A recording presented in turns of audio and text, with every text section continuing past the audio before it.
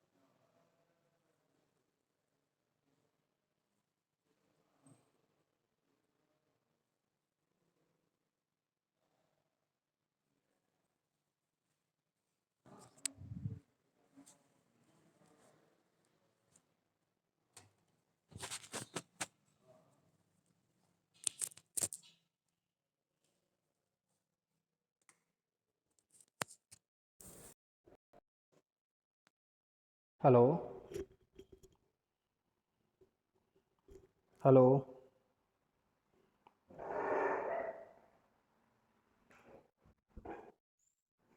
केवल 9 स्टूडेंट, आज students class नहीं कर रहे हैं क्या?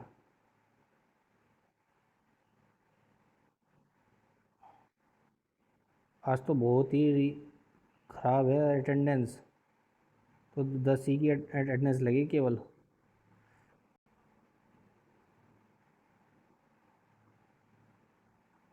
चलिए फिर मैं स्टार्ट करता हूँ, एक मैसेज छोड़ दूँ।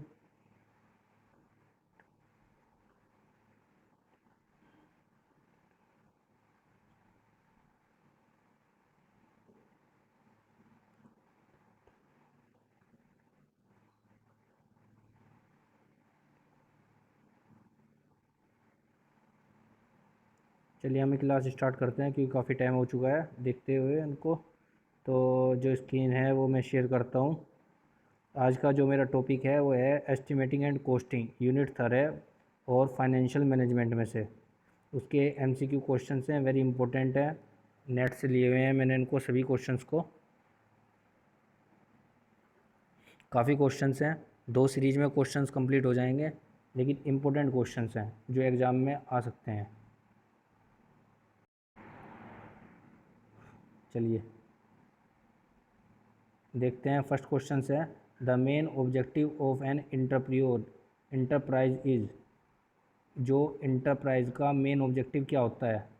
मैक्सिमाइजेशन ऑफ सेल करना होता है, मैक्सिमाइजेशन ऑफ अर्नर्स वेल्थ होता है, या मैक्सिमाइजेशन ऑफ प्रॉफिट होता है, या नन ऑफ दीज? बताएं options.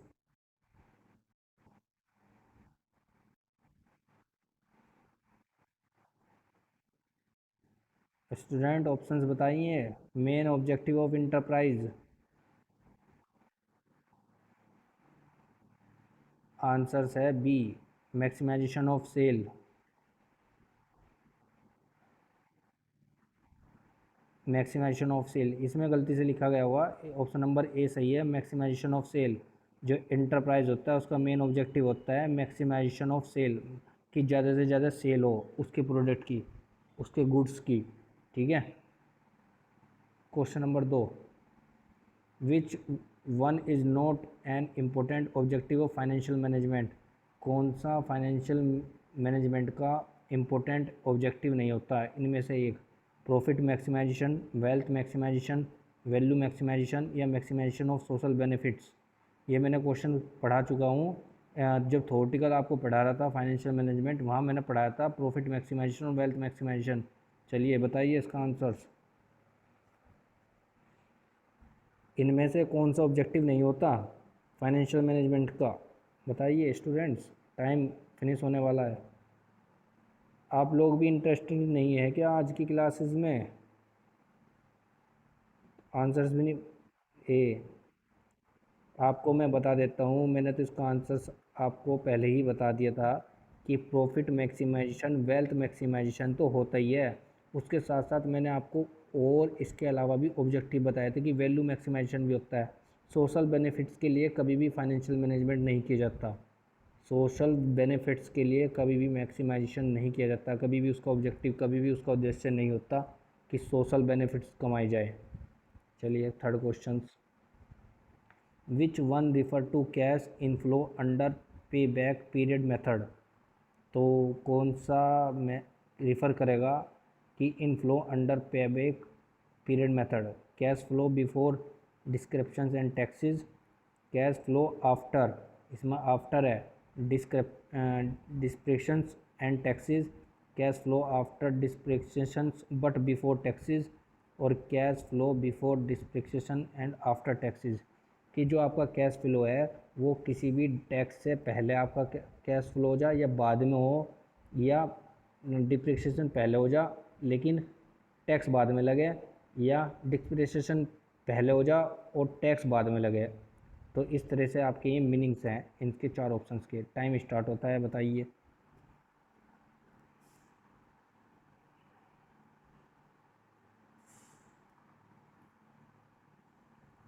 Students A B C D में से ऑप्शन बताइए, क्योंकि आपके 2 से एग्ज़ाम है, BOD का एग्ज़ाम भी होगा। Object B, B is the right answer. Cash flow after destruction and taxes, cash flow के बाद आपका डिस्ट्रिक्शन एंड टैक्सेस होता है। कोई भी ऑप्शन बताइए, चाहे गलती क्यों ना हो, लेकिन आप कुछ ना कुछ तो चूज़ करोगे। वहाँ पे भी क्वेश्चंस 50 क्वेश्चंस आएंगे, कोई ना कोई तो सिलेक्ट करोगे, या वहाँ पे भी ऐसे ही ब्लैंक बैठोगे। Question number 4, the concept of present value is based on the, जो प्रेजेंट वैल्यू की कॉन्सेप्ट है वो किस बेस पे होता है? प्रिंसिपल ऑफ कंपाउंडिंग पे, प्रिंसिपल ऑफ डिस्काउंटिंग पे, A and B, none of the above. C, A and B.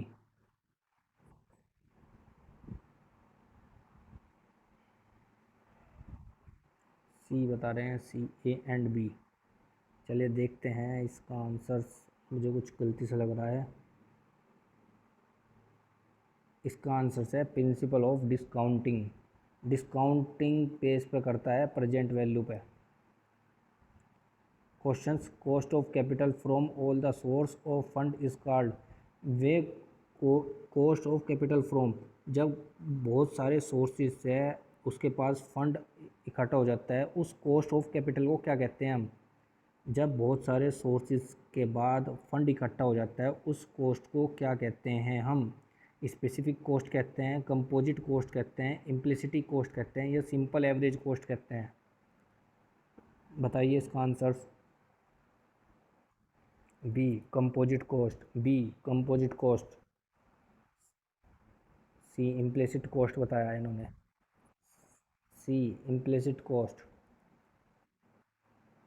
चलिए देखते हैं। इसका आंसर बी सही है। कंपोजिट कॉस्ट कहते हैं उसे, जब बहुत सारे सोर्सेज के बाद हमारे पास फंड इकट्ठा हो जाता है, उस कॉस्ट ऑफ कैपिटल को कहते हैं कंपोजिट कॉस्ट। ये आपका क्वेश्चन नंबर 5 था। Question number 6, the overall capitalization rate and the cost of debate remains constant for all degree of financial leverage is advocated by. उस अप्रोच को क्या कहेंगे आप जहाँ कॉस्ट ऑफ डिबेट रिमेन करती है किस पे? All degree of financial leverage पे। तो ट्रेडिशनल अप्रोच कहेंगे, या नेट इनकम अप्रोच कहेंगे, या नेट ऑपरेटिंग इनकम अप्रोच, या MM अप्रोच?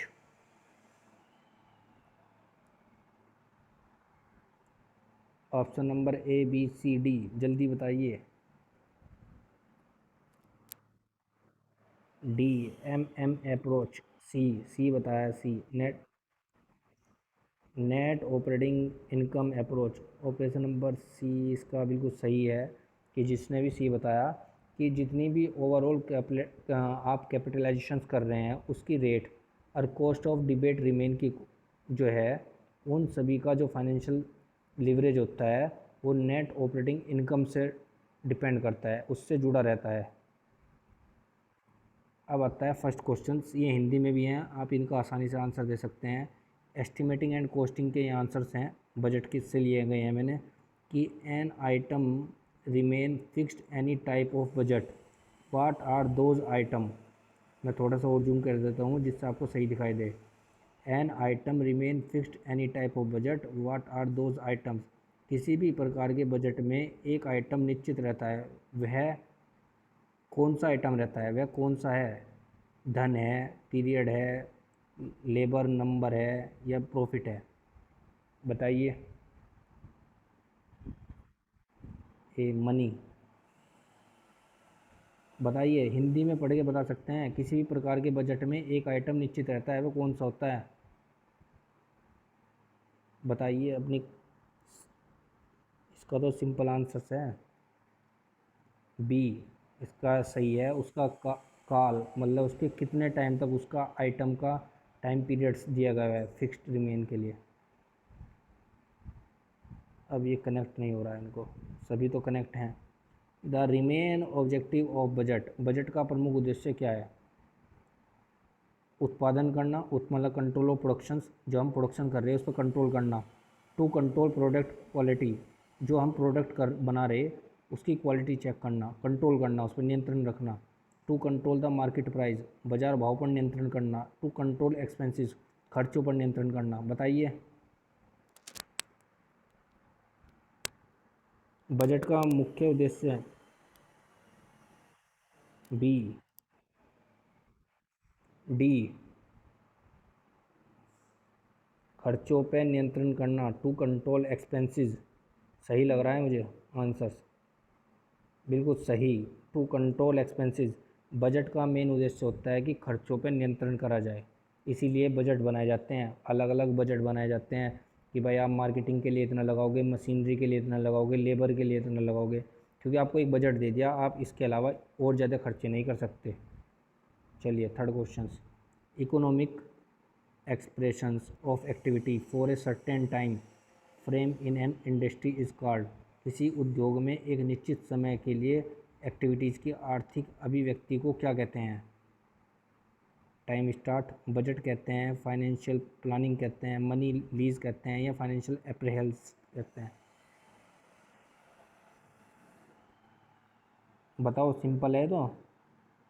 एक उद्योग में एक निश्चित समय के लिए जो एक्टिविटीज़ आर्थिक अभिव्यक्ति को क्या कहते हैं? इंडस्ट्री को। ए, सही, बजट। टाइम कम मिल रहा है क्या पढ़ने के लिए? इस क्वेश्चंस को पढ़ने के लिए टाइम कम मिल रहा है क्या? अगर टाइम मिल रहा है तो फिर मैं उसको आपको क्वेश्चन पढ़ने के बाद स्टार्ट करता हूँ टाइम। चलिए, इसका आंसर पहले ही प्रोवाइड हो गया है आपको कि zero based budget is that in, शून्य आधार बजट वह, अभी ये मैसेज कर रहे हैं, शून्य आधार बजट वह है जिसमें previous year figure are zero, जिसमें पिछले वर्ष के आंकड़े शून्य हो, उसे कहते हैं जीरो बेस्ड बजट। ठीक है। Fifth question, for which type of industry is the master budget beneficial? बताइए, for which type of industry, कौन सी टाइप की इंडस्ट्री होती है जो मास्टर बजट बेनिफिशियल रहती है? किस प्रकार की होती है वो इंडस्ट्री? लार्ज इंडस्ट्री हो गया, छोटी इंडस्ट्री होती है, या फॉर ए लॉन्ग टाइम बड़े उद्योग?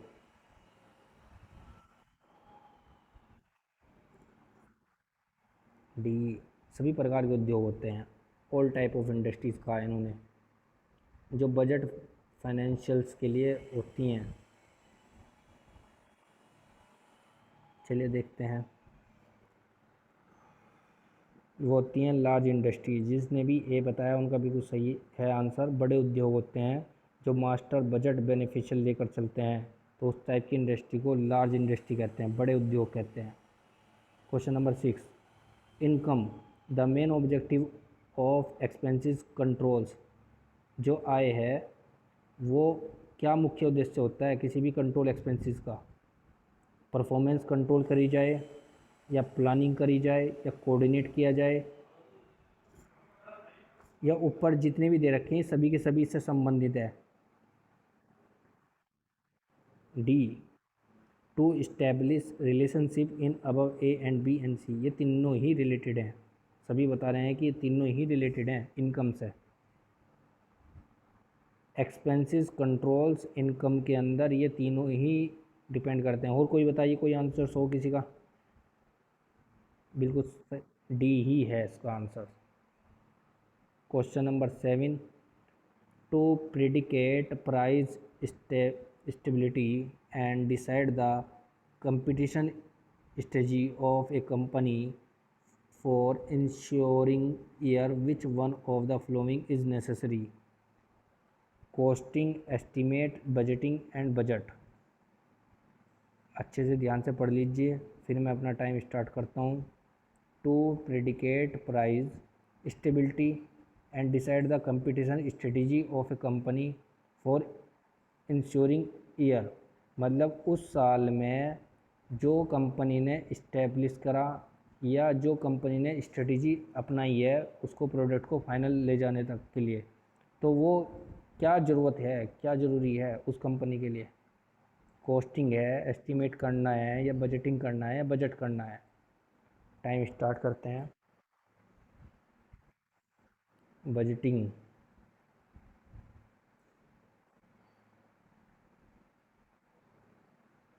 आप लोग बता रहे हो बजटिंग।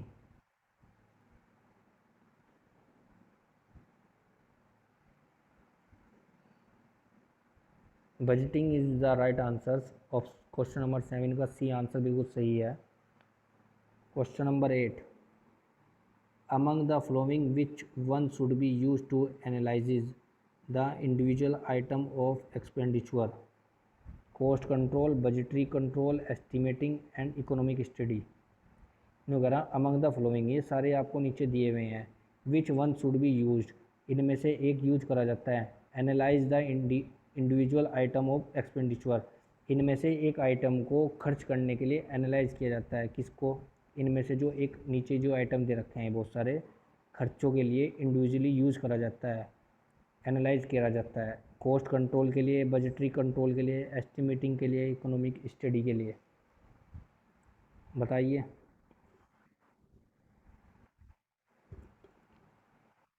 डी इकोनो बजटरी कंट्रोल, बी बताया इन्होंने आंसर।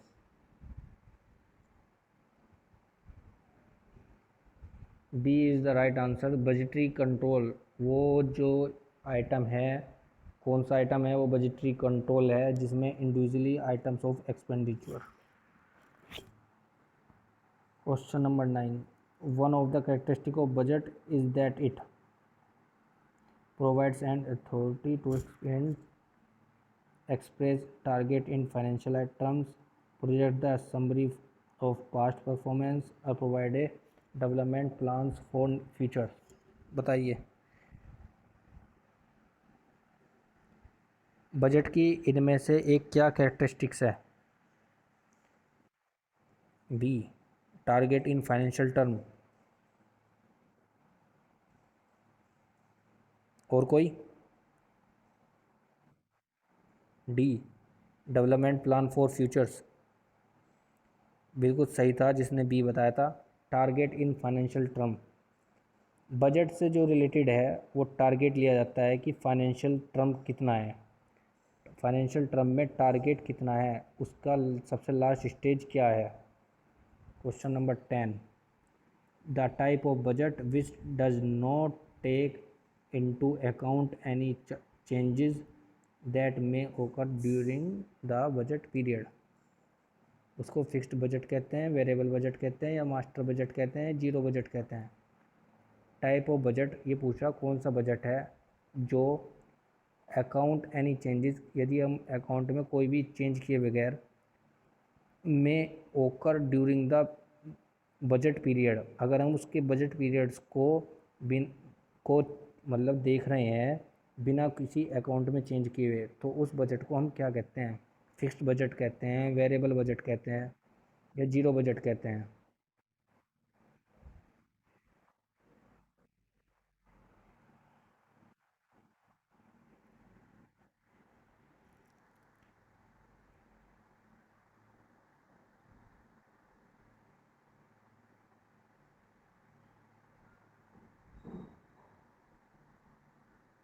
इसका है फिक्स्ड बजट। जिसने भी ए बताया बिल्कुल सही है उसका आंसर। उसको हम फिक्स्ड बजट कहते हैं, बिना किसी चेंजेस अकाउंट में चेंजेस किए, और उसको हम during occurs during the budget periods. Question number 11, which type of budget must be prepared first. Which type कौन सा बजट है जो मस्ट बी प्रिपेयर्ड फर्स्ट, सबसे पहले तैयार किया जाता है? सेल्स बजट होता है, या बजटरी कंट्रोल होता है, या मास्टर बजट, या financial budget. Time start.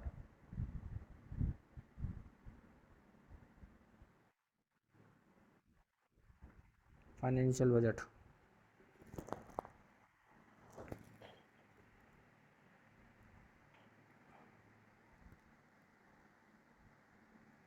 D बताया फाइनेंशियल बजट। उसको बोलते हैं master budget. Must be prepared first, सबसे पहले जो तैयार किया जाता है उसको कहते हैं master budget. Question number 12, master budget is beneficial in. Master budget कहाँ पर बेनिफिशियल रहता है? बिग इंडस्ट्री में, स्मॉल इंडस्ट्री में, या लूजिंग इंडस्ट्री में, या ऑल टाइप की इंडस्ट्री में।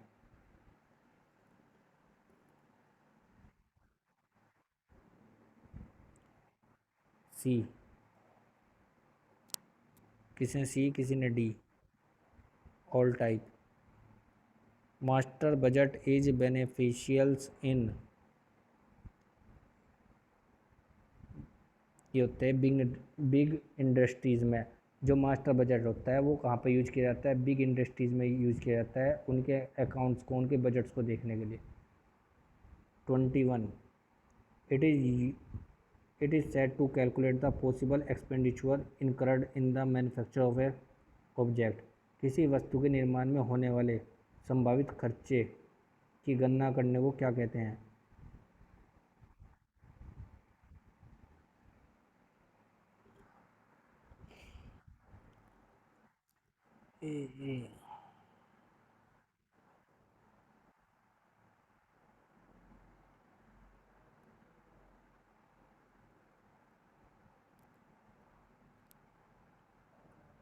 एस्टिमेशन। चलिए स्टूडेंट, देखते हैं कितने स्टूडेंट्स कनेक्ट हैं।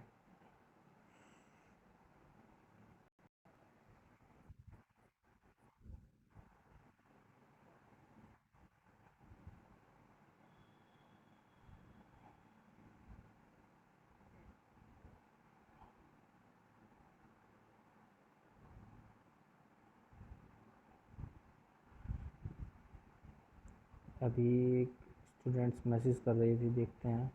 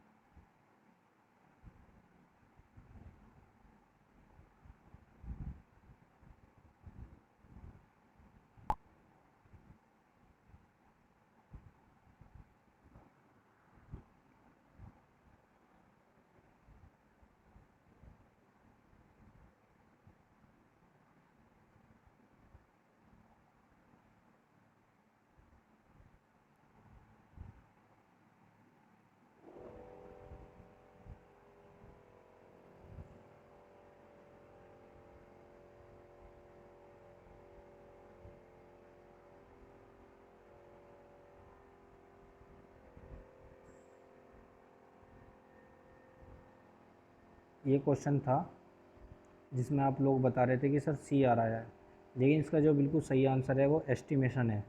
अगर टाइप करने में मिस्टेक होगी, इसका जो बिल्कुल आंसर है वो एस्टिमेशन है। कि किसी वस्तु के निर्माण में होने वाले संभावित खर्चे की गणना करने को क्या कहते हैं? अगर हम कोई भी खर्च कर रहे हैं या प्रोडक्ट को तैयार करना है तो उसको आगमन कहते हैं, आगमन, एस्टिमेशन। किसी चीज़ को आगना कि कितना उसमें खर्च होना है, कितना नहीं। 22, when is estimation done in an industry. किसी उद्योग में एस्टिमेट की क्रिया कब की जाती है? बताइए। Before starting production, before filling the quotations, after the material becomes available, after the manufacture of the object is complete। Time start हो गया है, बताइए स्टूडेंट्स।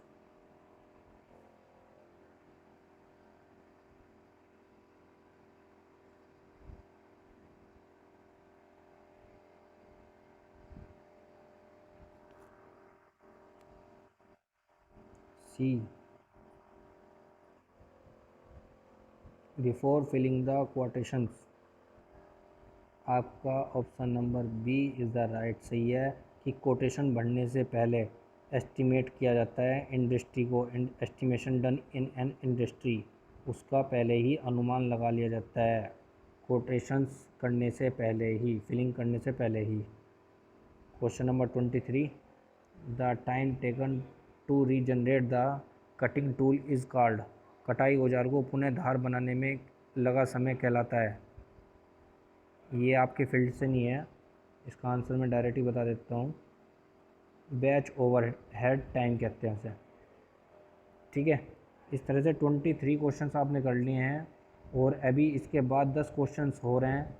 क्योंकि जूम मीटिंग का टाइम ओवर हो जाएगा, वो आप फिर दोबारा आपको कनेक्ट करना पड़ेगा, इसलिए मैं इसको पहले से ही डिस्कनेक्ट करके आपको दोबारा से एक आ गया है मैसेज, रीजॉइन करता हूँ।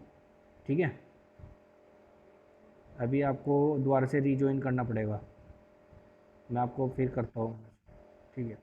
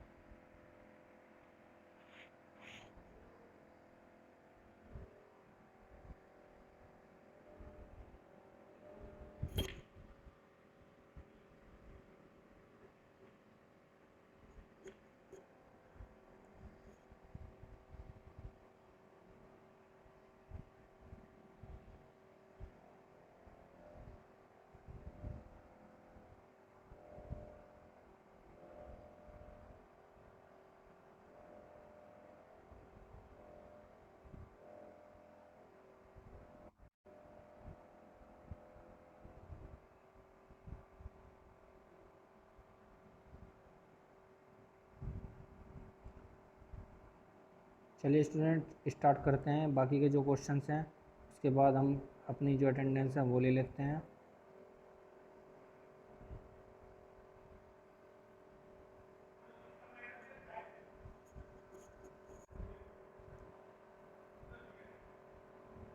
ट्वेंटी थ्री तक क्वेश्चंस तक कंप्लीट हो गए थे।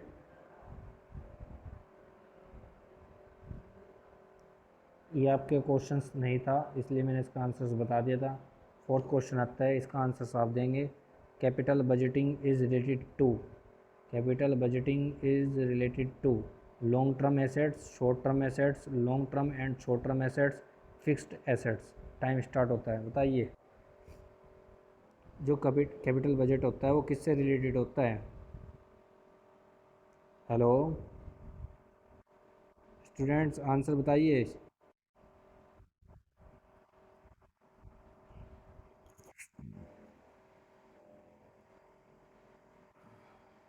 Long term assets, capital budgeting is related to long term assets, long term से रिलेटेड होता है। Question number 5, working capital management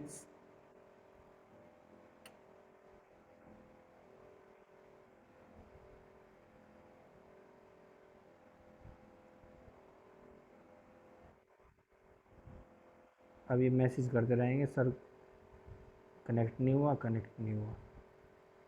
working capital management is managing, working capital management is managing, कौन working capital managing करी जाती है, क्या है वो? Short term assets and liabilities में, लॉन्ग टर्म एसेट्स में, लॉन्ग टर्म लिबिलिटीज़ में, या ओनली शॉर्ट टर्म एसेट्स में? बताइए, time start. Working capital management is managing a a short term assets and liabilities में। सही, बिल्कुल सही आंसर्स बता रहे हैं जिसने भी ए बताया है, ए बिल्कुल सही आंसर, नंबर ए सही है जिसने भी ए बताया है। Short term assets and liabilities में वर्किंग कैपिटल मैनेजमेंट की जाती है, लॉन्ग टर्म के लिए नहीं की जाती वर्किंग कैपिटल मैनेजमेंट में। क्वेश्चन नंबर आपका next, present value tax, present value tax discounting rate में, कंपाउंडिंग रेट में, इन्फ्लेक्शन रेट में, या डिफ्लेक्शन रेट में? Present value tax, present value कहाँ से ली जाती लेना होता है? डिस्काउंटिंग रेट से, कंपाउंडिंग रेट से, इन्फ्लेक्शन रेट से, डिफ्लेक्शन रेट से? A B C D, A B,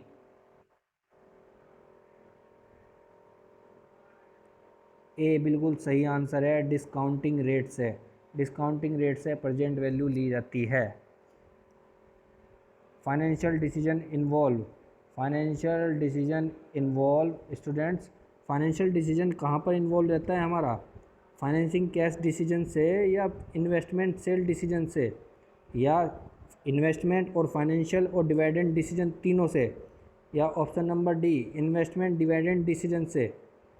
सभी आंसर्स बताएंगे क्योंकि बहुत ही इंपॉर्टेंट क्वेश्चन है। ये आपको फाइनल डिसीजंस मैंने जब पढ़ाया था उसका आंसर्स मैंने वहाँ पर बताया था।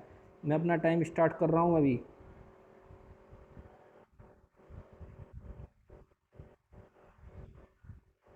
सी,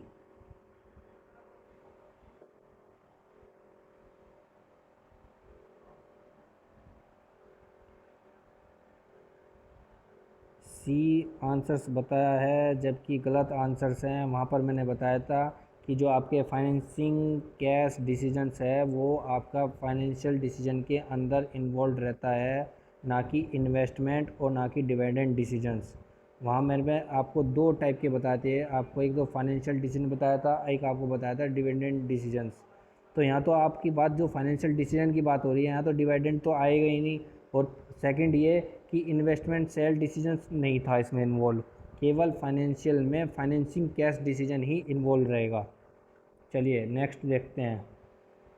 the company cost of capital is called, जो कंपनी की कॉस्ट है, कैपिटल्स इनकम है, उसको हम क्या कहेंगे? सभी स्टूडेंट्स बताएंगे तो मौखिक आंसर्स है, बिल्कुल सिंपल्स। उसको हम लिवरेज रेट कहेंगे, या हर्डली रेट कहेंगे, या रिस्क रेट कहेंगे, या रिटर्न रेट कहेंगे? ए, ऑप्शन नंबर ए बताया, लिवरेज रेट बता रहे हैं।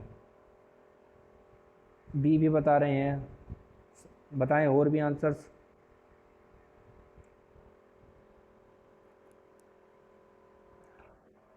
आपके एमसीक्यू प्रैक्टिस सेट हैं, आप ही के लिए हैं फाइनेंशियल मैनेजमेंट यूनिट से।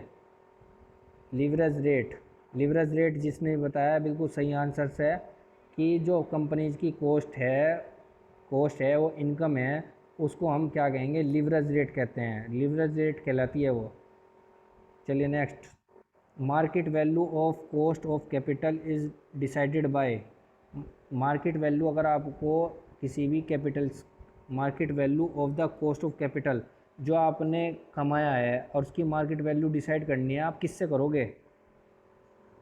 ऑप्शंस चार आपकी स्क्रीन पर हैं। रेस्पेक्टिव कंपनीज़ के अनुसार, इन्वेस्टमेंट मार्केट के अनुसार, या गवर्नमेंट के अनुसार, या शेयर होल्डर के अनुसार? मार्केट वैल्यू निकालनी है आपको अपनी कैपिटल से, तो कैसे डिसाइड करोगे? डिसाइडेड बाय, जल्दी बताइए। डी, डी, डी आंसर सही है। जिसने भी डी बोला लास्ट में, शेयर होल्डर, जिन्होंने भी शेयर होल्डर्स बताया आंसर उनका बिल्कुल सही है। क्योंकि अगर आप जो भी आपकी कैपिटल है, किसी भी कैपिटल्स मतलब किसी भी कॉस्ट डिसाइड करनी है, उसमें मार्केट वैल्यू कितनी है वो शेयर होल्डर पर डिपेंड करती है। Cost of retained earning is equal to, cost of retained earning is equal to किसके इक्वल टू रहती है? इक्विटी के, डिबेट के, बैंक लोन के, या ट्रम्स लोन के? Time start.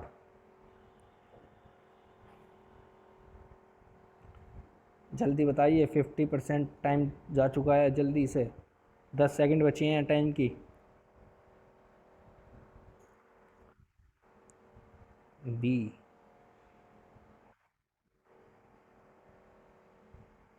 इसका आंसर है D, cost of term loan के अनुसार। रिटेन अर्निंग अगर आपको निकालनी है किसी भी कॉस्ट में, तो वो इक्वल टू होगी कॉस्ट ऑफ लोन्स के। The cost of capital of a long term debate is generally, the cost of capital of a long term debate is generally lower than own funds, equal to that on own funds, more और less own funds, या the average cost of short funds. Time start करता हूँ मैं। सभी students बताएं इसका answers. Finish हो चुके हैं, 2 या 3 ही क्वेश्चंस रह रहे हैं बस।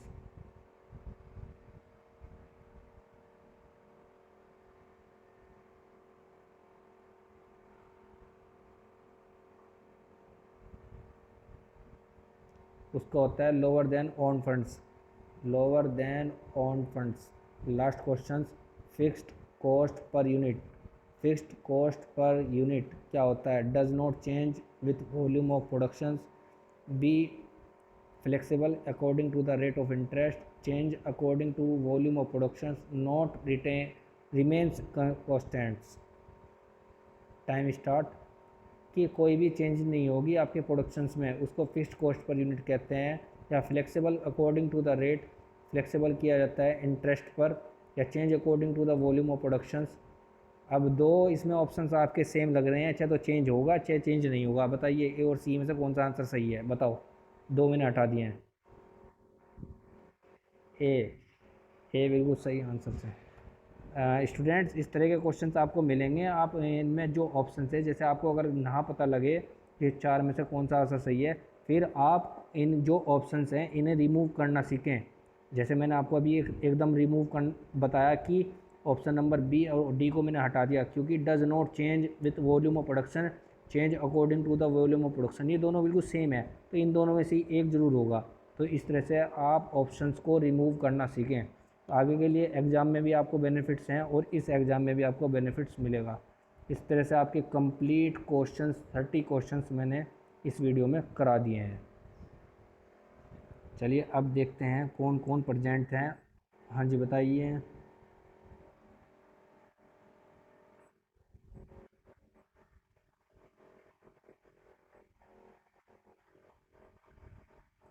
सेंड नहीं है, आप वीडियो जाके देख सकते हैं। चलो एक बार मैं रिवाइज़ कर देता हूँ एकदम जल्दी जल्दी से।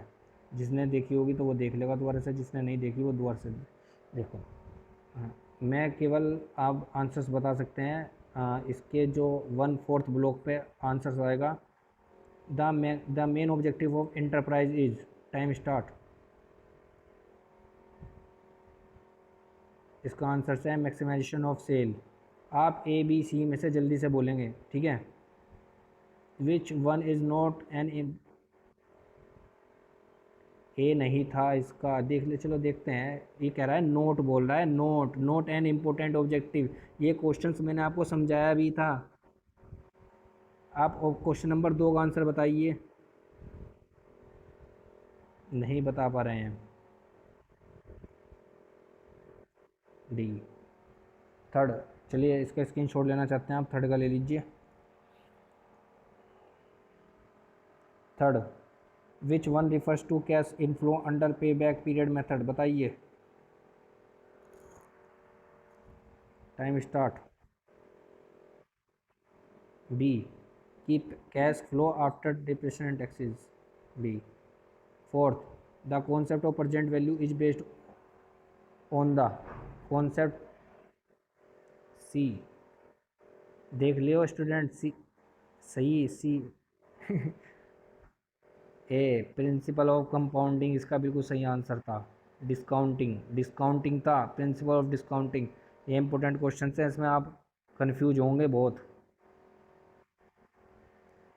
Question number 5, cost of capital from all sources of fund. बहुत सारे सोर्सेज से फंड लाना और उसको कॉस्ट को क्या कहते हैं हम?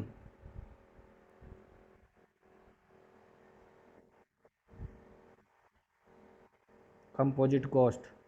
Question number 6, the over of capitalization rate और cost of debate remain constant for all degree. All degree income approach, net operating income approach. Seventh, किसी भी प्रकार के बजट में एक आइटम जो है वो फिक्स्ड है, तो उसको आइटम को क्या कहेंगे हम? उसको बी कहेंगे, पीरियड। फिर आपका दूसरा क्वेश्चन है, बजट का प्रमुख उद्देश्य क्या होता है? Main objective of budget.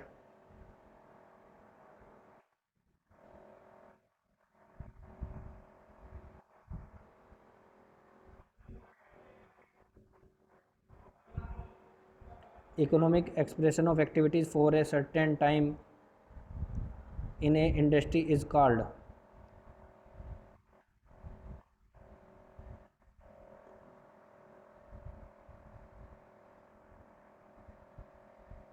Question number 4, zero based budget. सही से मैंने इसका आंसर दे रखा है पहले से ही। जीरो बेस्ड बजट उसे कहते हैं जो पिछले साल में अपने बजट को जीरो करके चलता है, पिछले वर्ष के आंकड़े शून्य हो। चलिए, फोर्थ क्वेश्चन तो हो गया है। Fifth question, master budget beneficial कौन सी इंडस्ट्री में यूज़ किया जाता है?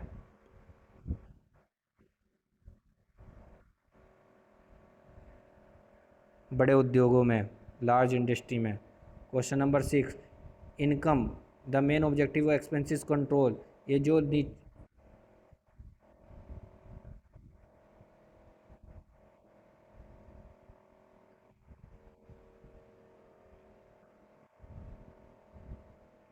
Question number 7, to predicate price stability and decide the competition strategy of the company for a insuring year.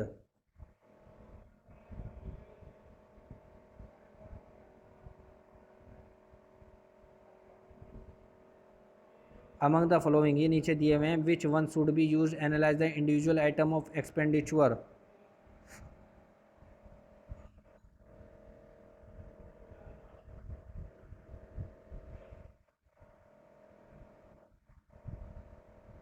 Ninth, one of the characteristic of budget. Budget की ये characteristic इनमें से कौन सी है?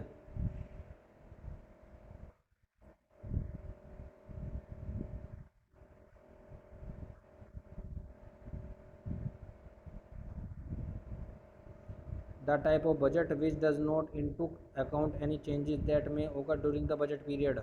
उसको क्या कहते हैं? कौन सा बजट होता है वो?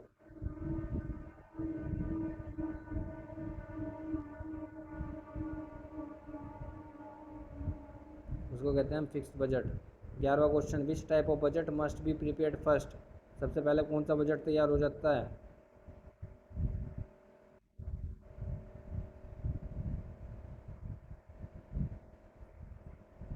Master budget. और master budget is beneficial in, master budget कहाँ पर बेनिफिशियल रहता है? कौन सी इंडस्ट्री में रहता है? Big industries. और it is said to be calculate the possible expenditure incurred in the manufacture of an object. किसी वस्तु के निर्माण में होने वाले संभावित खर्च की गणना करने को क्या कहते हैं? Estimation. 22, when is estimation does an industry.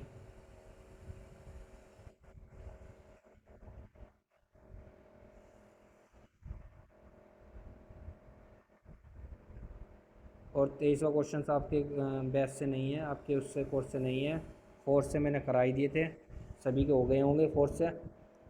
अब किसी को कोई प्रॉब्लम नहीं है। चलिए मैं देखता हूँ अब कितने बच्चे कनेक्ट हैं। 24।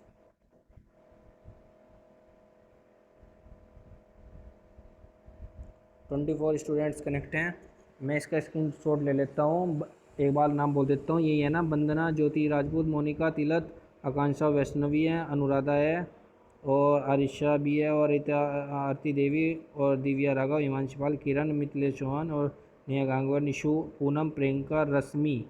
46 लिखा हुआ है, रश्मि रानी ये अलग है। 46 इनरोलमेंट नंबर है ना रश्मि तुम्हारा? ठीक है। और रेणु शर्मा है ना ये?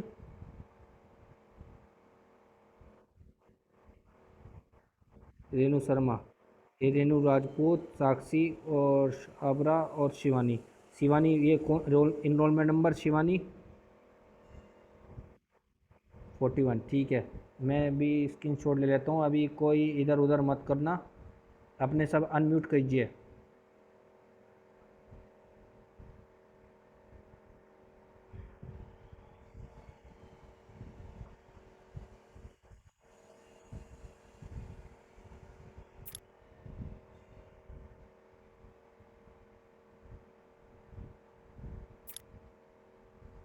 ठीक है क्लास। और किसी को कोई प्रॉब्लम्स अगर फिर भी है कि कोई क्लास नहीं कर पाया, उसकी तो एब्सेंट लगी गई है। अगर किसी को फिर से भी जब भी क्लास नहीं किया है और अटेंडेंस नहीं चाहिए लेकिन नोट्स चाहिए कि क्या सर ने पढ़ाया, वो यूट्यूब पे जाके देख सकता है। ठीक है, वहाँ पे यूट्यूब पे जो आज की क्लास हुई है वो अवेलेबल मिलेगी आपको। आप और जो प्रीवियस की क्लास है वो भी अवेलेबल है वहाँ पर, जो MCQ हमने किए हैं। ठीक है, थैंक यू।